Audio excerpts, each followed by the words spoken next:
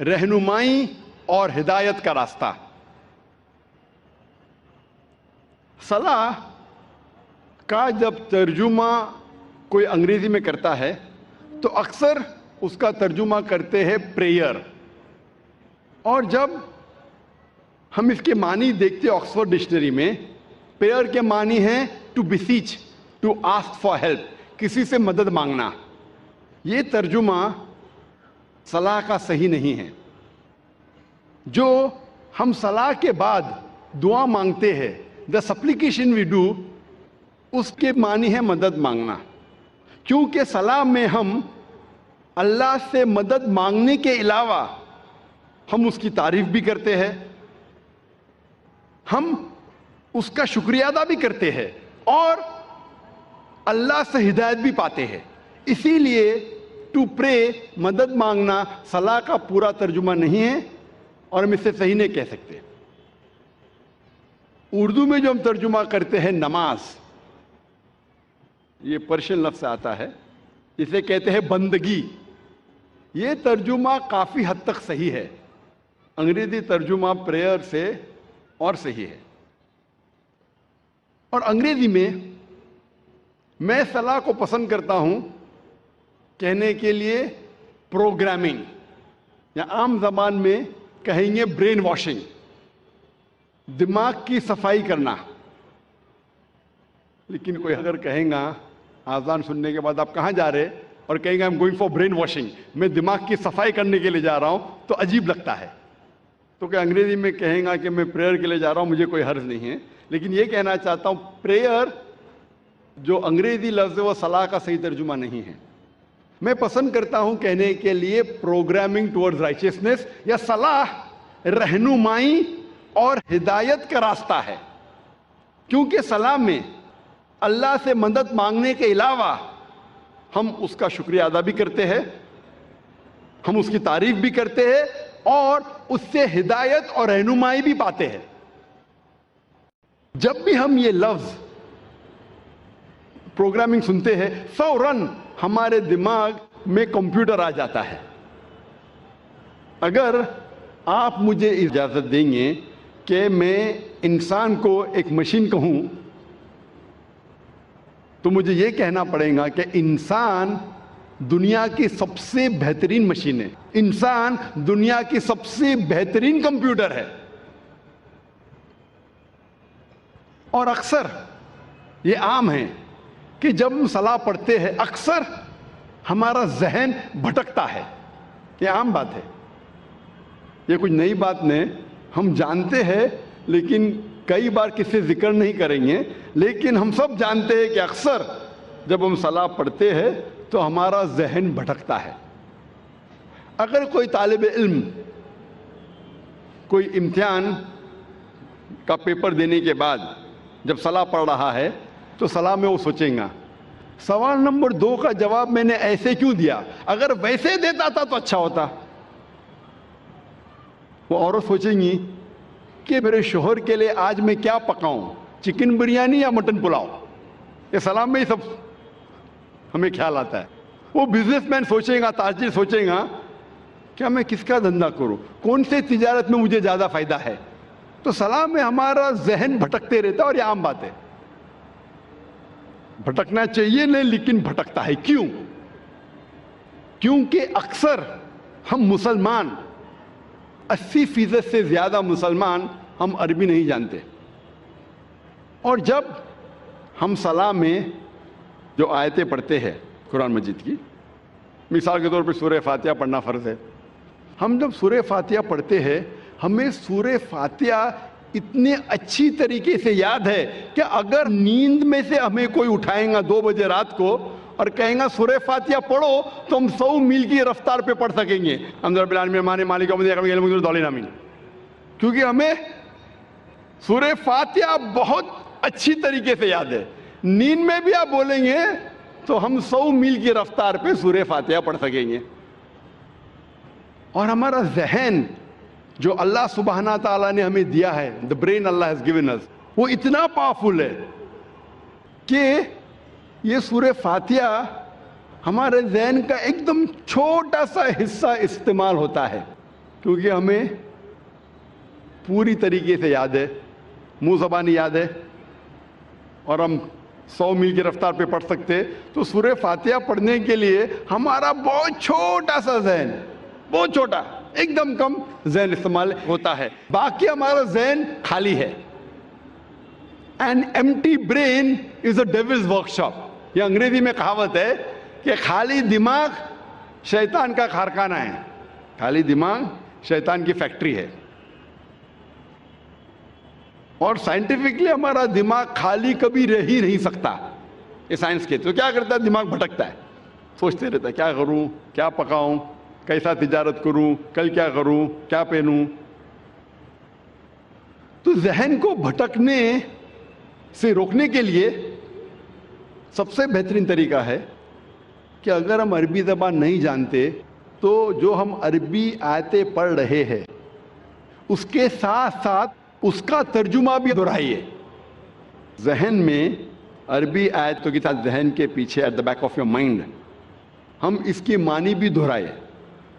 اگر آپ کو اردو میں مہارت ہے تو اردو میں دہرائیے، انگریزی میں مہارت ہے تو انگریزی میں دہرائیے، ہندی میں مہارت ہے تو ہندی میں دہرائیے، مراٹھی میں مہارت ہے تو مراٹھی میں دہرائیے. لیکن جو زبان میں آپ کو مہارت ہے اس زبان میں ان آیتوں کا ترجمہ اپنے ذہن کے پیچھے دہرائیے. تو اگر ہم ترجمہ یاد کریں گے جو ہم آیتیں پڑھ رہے ہیں، اور جیسے میں نے فرمایا کہ سورہ فاتحہ پڑھنا فرض ہے اور ہم سلام میں پڑھتے الحمدللہ رب العالمین، ساری تعریفیں اللہ کی ہے جو رب ہے سارے عالمین کا. الرحمن الرحیم جو رحمان اور رحیم ہے. مالک یوم الدین جو مالک ہے قیامت کے دن کا. ایاک نعبد و ایاک نستعین ہم تیری عبادت کرتے ہیں اور تجھی سے مانگتے ہیں. اہدنا الصراط المستقیم ہمیں سیدھا راستہ دکھا. صراط الذین انعمت علیہم غیر المغضوب علیہم ولا الضالین، وہ راستہ جن لوگوں پہ تو نے انعام فرمایا اور جو بھٹکے ہوئے نہیں ہیں. تو جب ہم سورہ فاتحہ پڑھ رہے ہیں اس کے ساتھ ساتھ اگر ترجمہ دہرائیں گے تو انشاءاللہ ہمارا ذہن نہیں بھٹکے گا. لیکن جب آپ کو عادت ہو جائیں گی ترجمہ دہرانے کی، یہ بھی میکینیکل ہو جائے گا. ابھی آپ کا ذہن کا تھوڑا اور حصہ استعمال ہو رہا ہے لیکن یہ بھی میکینیکل ہو جائے گا. آپ سورہ فاتحہ کے ساتھ ساتھ اس کا ترجمہ بھی 100 میل نہیں تو کم از کم 90 میل کی رفتار پہ دہرا سکیں گے. لیکن ابھی کیونکہ ذہن کا کچھ اور حصہ استعمال ہو رہا ہے، آپ کا ذہن بھٹکے گا لیکن کم بھٹکے گا. تو ذہن کو بھٹکنے سے روکنے کے لیے آپ کو کیا کرنا چاہیے؟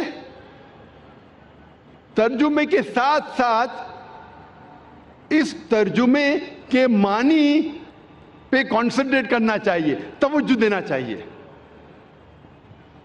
اگر عربی کے ساتھ اگر ترجمہ دہرا رہے ہیں اور اس ترجمے کے معنی پہ توجہ دیں گے تو آج کی سائنس یہ کہتی ہے کہ ہمارا برین اتنا پاورفل ہے کہ ہم ایک ساتھ 2 3 4 کام کر سکتے ہیں. مثال کے طور پہ اگر کوئی گاڑی چلا رہا ہے، شروع میں جب گاڑی چلاتا ہے پوری توجہ دیتا ہے، آپ اس سے بات نہیں کر سکتے. لیکن جب اسے عادت ہو جاتی ہے 1 مہینے 2 مہینے بعد تو گاڑی چلاتے چلاتے آپ سے بات بھی کر سکتا ہے. آدھا دھیان گاڑی پہ، آدھا دھیان بات پہ. ہمارا ذہن بہت پاورفل ہے. لیکن آج کی سائنس یہ کہتی ہے کہ کوئی بھی انسان 100% 2 چیز پہ دھیان نہیں دے سکتا ہے. 50% 2 چیز پہ دے سکتا ہے، 60% 40% دے سکتا ہے، 80% 20% دے سکتا ہے، 90% 10% دے سکتا ہے. لیکن 100% 2 چیز پہ دے ہی نہیں سکتا. تو عربی آیت کی تلاوت کرنے کے ساتھ ساتھ اگر ترجمہ دہراتے ہیں، اس ترجمہ پہ آپ کانسنٹریٹ کرتے ہیں، دھیان دیتے ہیں 100%، جتنا آپ دھیان دیں گے اتنا کم آپ کا ذہن بھٹکے گا. اگر 100% دھیان دیں گے تو انشاءاللہ آپ کا ذہن کبھی بھی نہیں بھٹکے گا. تو اسی لیے ذہن کو بھٹکنے سے روکنے کے لیے یہ ضروری ہے کہ جو بھی آیتوں کی آپ تلاوت کرتے قرآن مجید میں، جو بھی اللہ کے رسول فرماتے حدیث میں جو میں پڑھنا چاہیے سلام میں، اس کی معنی آپ جانیں اور اس معنی پہ توجہ دیں گے 100%، تو انشاءاللہ آپ کا ذہن کبھی بھی نہیں بھٹکے گا۔ اللہ تعالیٰ فرماتے ہیں، اور اس تقریر کے شروع میں نے قرآن مجید کی ایک آیت کی تلاوت کی تھی، سورہ عنکبوت سورہ نمبر 29 آیت نمبر 45 میں، جہاں اللہ تعالیٰ فرماتے اتلو ما اوحی الیک من الکتاب واقم الصلاۃ ان الصلاۃ تنہی عن الفحشاء والمنکر۔